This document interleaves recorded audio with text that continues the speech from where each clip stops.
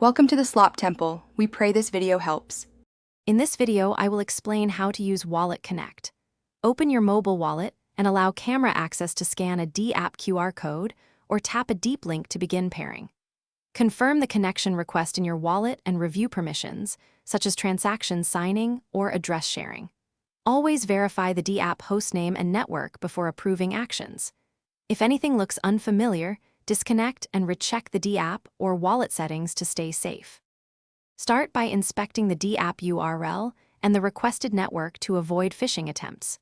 Approve only the permissions you need and refuse excessive access like unlimited spending limits. If your wallet supports hardware signing, enable it for critical transactions to minimize theft risk. Keep your wallet app up to date and disconnect from sessions when finished. Regularly review active sessions in your wallet and revoke any you no longer recognize. If you are finding this guide helpful, please subscribe and like the video to support more tutorials.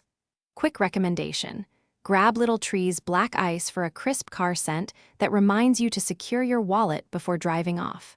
I find a small scent helps me stay mindful and routine about safety checks. Check the description for the link and other deals, and now let's get back to the video.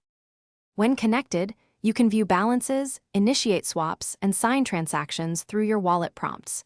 Each action will trigger a clear confirmation screen in your wallet showing amounts, fees, and destinations. Read these carefully. For contract interactions, inspect the method and parameters before signing to avoid unintended approvals. After finishing, always disconnect the Wallet Connect session and clear any persistent permissions to reduce future risk and keep control of your funds. Thanks for watching. Consider subscribing if we helped you.